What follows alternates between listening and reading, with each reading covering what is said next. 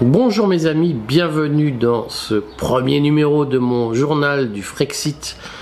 L'actualité que je vais essayer de vous sortir chaque semaine et chaque dimanche soir, où je passe en revue les grands éléments qui ont fait l'histoire de notre dépendance économique dans la semaine et qui mettent en relief les efforts que nous devrons fournir pour nous relever, pour retrouver notre indépendance. Alors cette semaine, au fond, a été assez chargée. Elle a été dominée par un sujet que je dois absolument aborder avec vous, qui est l'entrée officielle de la zone euro en récession au deuxième trimestre 2023, puisque l'activité économique est en difficulté dans les pays de la zone euro, que le PIB européen est en recul pour le deuxième trimestre consécutif. Alors c'est un faible recul, des 0,1%, mais c'est un recul quand même qui souligne les difficultés structurelles de la zone euro telle qu'elle a été conçue en 1992. Alors on ne martèlera probablement jamais assez que la zone euro, au fond, a été la concession, la contrepartie que François Mitterrand a arrachée à l'Allemagne en échange de sa réunification en 1991, et que la monnaie unique telle qu'elle était conçue à l'époque par la gauche, par Mitterrand et par la caste qui était au pouvoir, notamment avec Hubert Védrine, cette monnaie unique devait au fond abriter l'économie française derrière l'épargnant allemand, pour le meilleur comme pour le pire. Alors on sait tous que l'euro a plombé la compétitivité des entreprises françaises, puisque l'euro était une monnaie à la fois stable et forte. Regardez l'interview que j'ai faite de François Asselineau qui le rappelle très bien. Je vous remettrai le lien de l'interview de François Asselineau sous cette vidéo. Mais François Asselineau rappelle très bien et très justement que parce que l'euro était fixé plus haut que le franc français en termes de parité d'une certaine façon, et parce que les Français n'ont pas fait les réformes structurelles nécessaires pour redevenir compétitifs, l'euro a petit à petit fait dégringoler l'industrie française, parce que l'industrie française vendait trop cher avec l'euro, et donc les industriels français ont eu tendance à délocaliser leurs usines dans des pays à plus faible coût de production. C'est par exemple l'exemple que vous connaissez très bien de Renault qui s'installe en Roumanie, en Turquie, dans des pays où l'ouvrier coûte moins cher et où le prix de fabrication finale de la voiture coûte moins cher. Alors, dans cette affaire, il faut avoir à l'esprit donc que nous avons historiquement un problème de compétitivité liée à l'euro, mais qui est aggravé aujourd'hui par les perspectives de l'époque. C'est-à-dire que je ne vais pas rentrer dans tous les détails aujourd'hui, mais pour aller vite, l'économie européenne est très fortement dépendante des exportations allemandes et de la production industrielle allemande. L'économie européenne est aujourd'hui très largement structurée par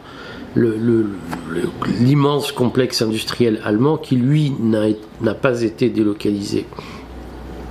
Or, l'Allemagne souffre d'un problème majeur aujourd'hui, c'est son impossibilité, en très peu de temps, à importer du gaz russe. Alors, en réalité, le gaz russe représentait 25% de la production industrielle allemande, c'est-à-dire que un quart de la production industrielle allemande dépendait de l'arrivée de gaz russe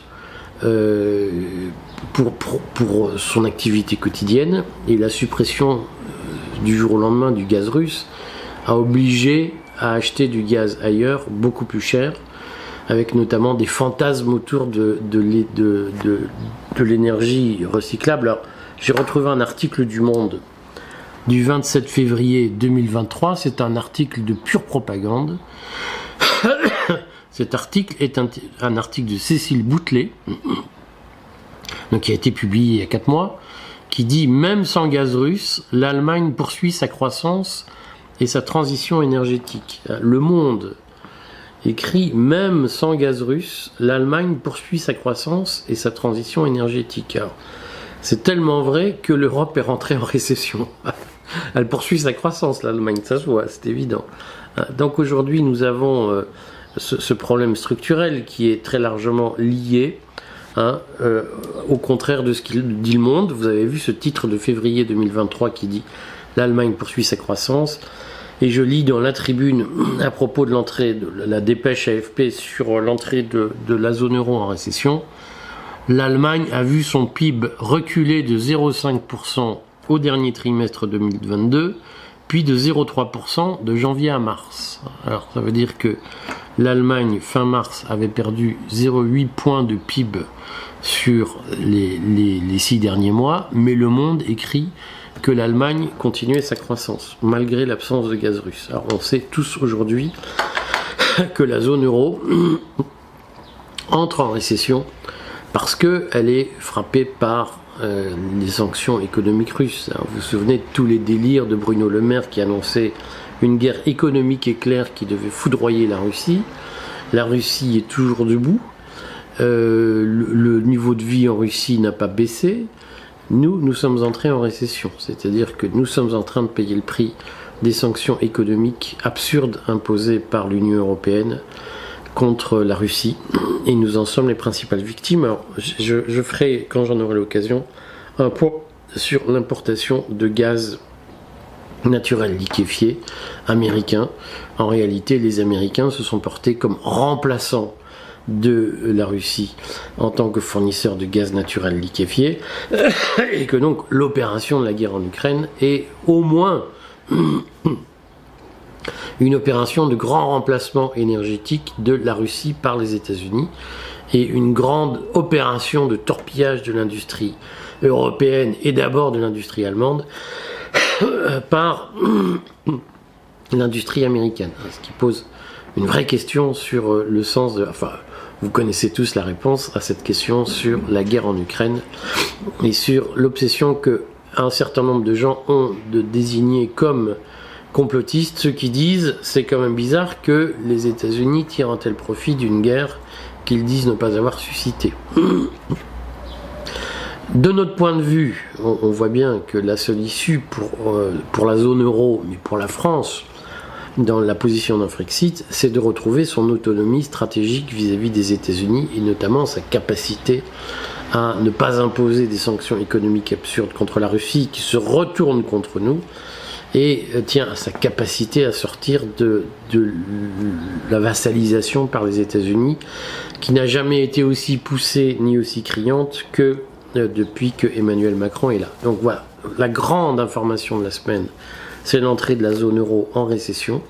Et l'entrée de la zone euro en récession s'explique d'abord par les sanctions économiques contre la Russie qui se retournent contre nous, et notamment le torpillage de l'industrie allemande depuis qu'elle n'a plus accès au gaz russe. Et donc, si nous voulons repartir sur la voie de la prospérité, nous devrons trouver un mode de fonctionnement avec la Russie qui exclut les sanctions qui sont aujourd'hui pratiquées de façon fanatique par notamment les partisans de la Macronie. On sait qu'ils sont noyautés par des suppôts des États-Unis. On pense notamment à Benjamin Haddad, député Renaissance, qui a fait voter une résolution inscrivant le groupe Wagner dans la liste des mouvements terroristes.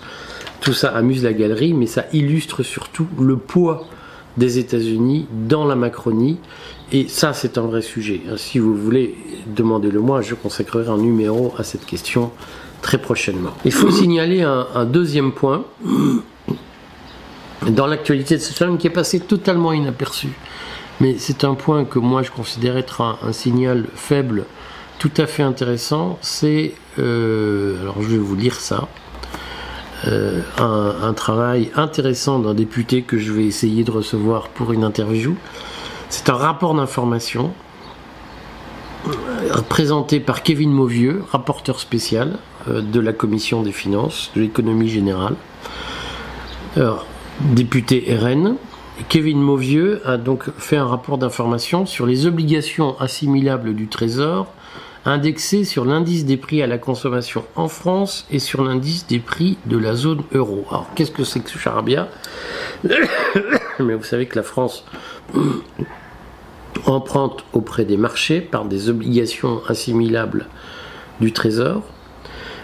J'ai fait des vidéos sur ce sujet qui ont été pas mal vilipendées par les idéologues fanatiques de l'emprunt à 0% auprès de la Banque centrale, dont je redis que Kevin Mauvieux lui-même constate que c'est un pouce au crime, parce que quand on emprunte à 0%, au lieu d'emprunter à 5%, on emprunte pour tout et n'importe quoi et on s'endette inutilement.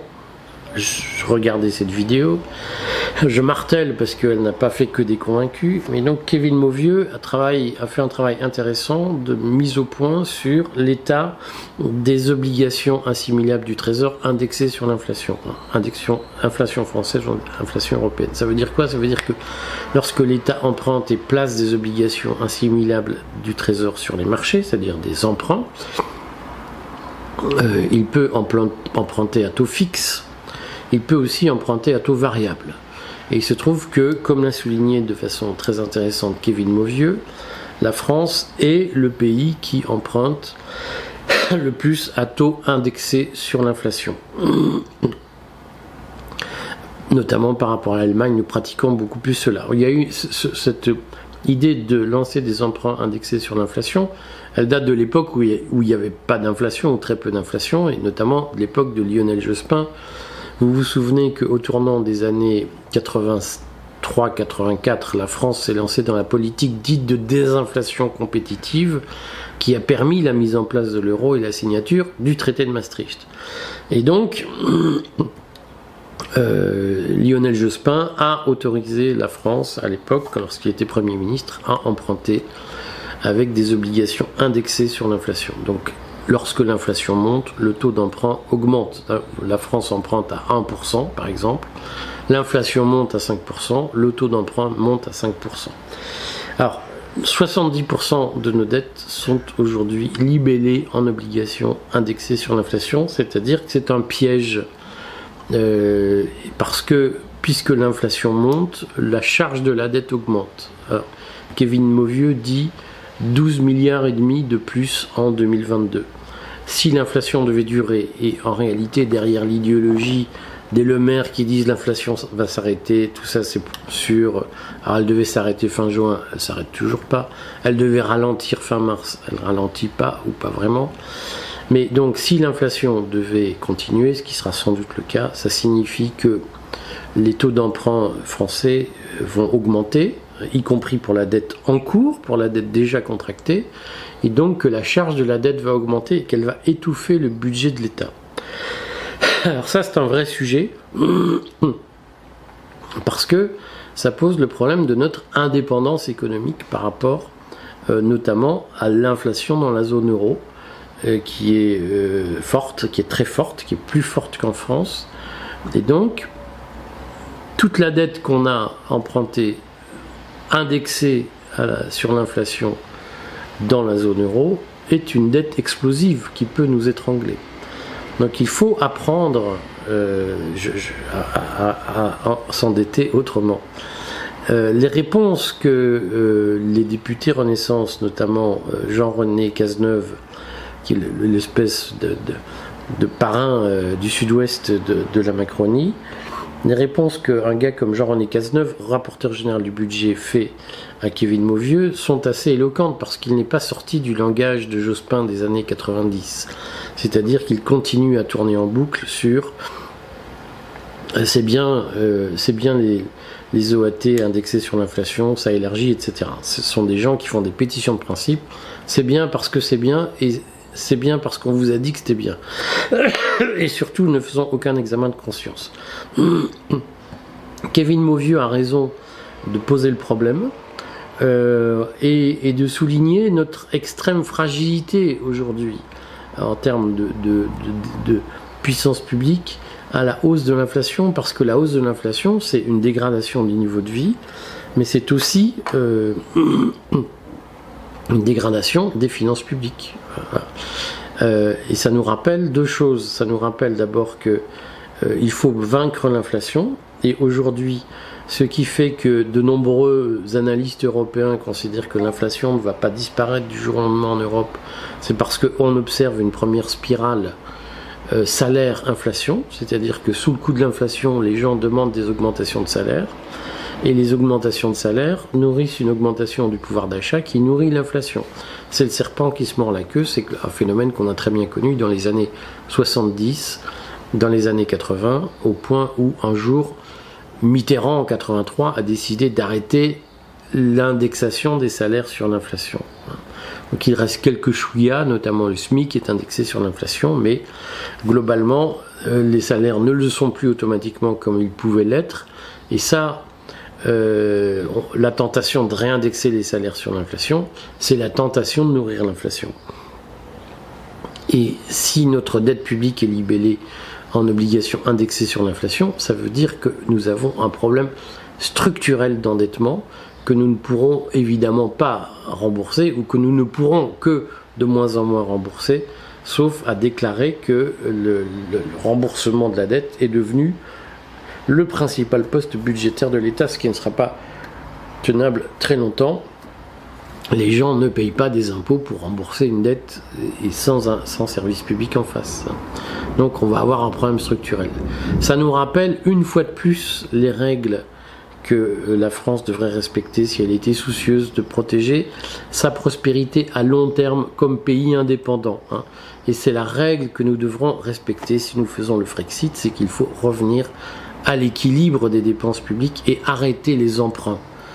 Et arrêter cette idéologie du « on n'a qu'à emprunter, tout ça n'est pas très grave, on remboursera en piquant à ces salauds de riches ». Et c'est comme ça qu'on se met soi-même dans l'ornière et qu'on ne s'en sort plus, puisque aujourd'hui on a un sujet de fond qui est notre dépendance vis-à-vis de l'extérieur. Il n'y aura pas de Frexit sans retour à l'équilibre des dépenses publiques, c'est-à-dire sans baisse drastique des dépenses. Nous sommes le pays qui a le plus fort taux de prélèvement obligatoire. On est à 47% de prélèvement obligatoire. Aujourd'hui, pratiquement 1 euro sur 2 qui est gagné en France sert à payer des impôts. C'est délirant. Et il faudra qu'on en sorte. Sans quoi, on n'arrivera jamais à être indépendant. Et pour en sortir, il faudra diminuer les épaisses couches bureaucratiques. Ça m'amène à parler de notre souveraineté sanitaire, sujet que Macron va enfumer en faisant une visite dans une usine pharmaceutique en Ardèche. Et je vais évidemment faire défiler les chiffres à l'écran en même temps, je voudrais reprendre le bilan du LEM, c'est-à-dire du lobby du médicament en France, ce bilan qui est publié sur internet, bilan 2022, qui est pas du tout inintéressant parce que vous y trouverez, il aurait fait une centaine de pages, vous y trouverez des informations tout à fait précieuses avec des statistiques tout à fait intéressantes, et notamment cette question à laquelle le LEM tente de répondre, il ébauche la réponse, il va pas très loin, sur pourquoi la France perd ses usines pharmaceutiques. Pourquoi finalement les laboratoires pharmaceutiques vont fabriquer leurs médicaments à l'extérieur. Alors lisez ce rapport, il est très nuancé, il permet de comprendre pas mal de choses. Mais je vous lis quelques pages, quelques lignes de ce rapport. Page 43, une étude menée depuis 2012 par le cabinet PricewaterhouseCoopers, société d'avocats pour le compte du LEM, analyse le poids de la fiscalité pesant sur l'industrie pharmaceutique en France et dans 6 autres pays européens comparables, etc. Et donc ça montre qu'évidemment, en matière de fiscalité sectorielle, l'écart avec nos voisins se creuse encore cette année. Cette dégradation est liée au poids des contributions sectorielles. Les impôts spécifiques qui pèsent sur les laboratoires pharmaceutiques en France sont plus élevés qu'ailleurs, et de loin. Je vous ferai passer les chiffres. Et la France perd de plus en plus son avantage en termes d'incitation. Mais surtout, ce qui me paraît intéressant, c'est que le LEM ne se contente pas de dire il y a trop d'impôts, puisqu'au fond, c'est une banalité. Ce que dit le LEM, c'est qu'il y a un problème particulier en France, c'est d'abord qu'il y a un problème de recrutement, en France qui est compliqué, tout le monde le sait, même si on n'a pas le droit de le dire, parce que sinon on est accusé d'être macroniste. Mais ce que dit Le Lem est assez intéressant parce qu'en fait, il dit que le principal problème de la compétitivité en France, c'est les normes réglementaires pour créer des usines. C'est-à-dire que pour que la France puisse concurrencer, redevenir concurrentielle, il faut réduire le temps d'arrivée sur le marché des médicaments. Et il y a des graphiques tout à fait intéressants qui montrent que, en fait, il faut plus de temps en France qu'au Royaume-Uni, qu'en Allemagne, qu'en Italie, pour qu'un médicament puisse avoir accès au marché. Et ça, c'est un problème. Donc les délais de mise à disposition des patients demeurent longs et sont préjudiciables aux patients comme aux entreprises. Ils sont, sur la période 2017-2020, de près de 497 jours en moyenne en France, alors que la directive européenne de 2001 les fixe à 180 jours. Ça veut dire qu'en France, il faut en gros 2,5 fois plus de temps que dans la réglementation européenne pour qu'un médicament puisse être vendu sur le marché. 497 jours en France, ça veut dire qu'il faut 1 an et demi pour qu'un médicament fabriqué puisse être vendu en France. C'est 133 jours en Allemagne, c'est-à-dire 3 fois moins qu'en France. C'est 191 jours en Suisse, 287 jours en Russie.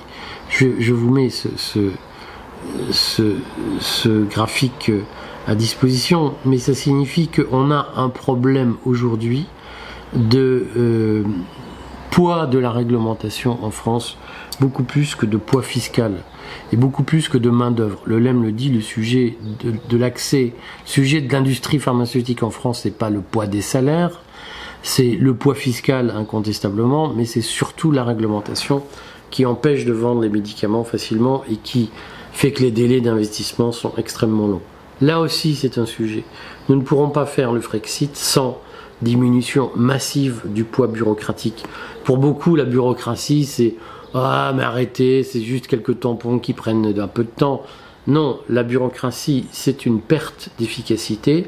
Et une perte d'efficacité, voilà. Pour vendre un médicament en France, il faut 3 fois plus de temps qu'en Allemagne. Et pendant ce temps-là, les gens ne sont pas soignés. Et ça fait fuir les laboratoires pharmaceutiques. Voilà. Et si on ne comprend pas que c'est 3 fois plus de temps, c'est parce qu'il y a 3 fois plus de fonctionnaires qui ont inventé 3 fois plus de procédures inutiles pour justifier leur job, on ne comprend pas le problème français.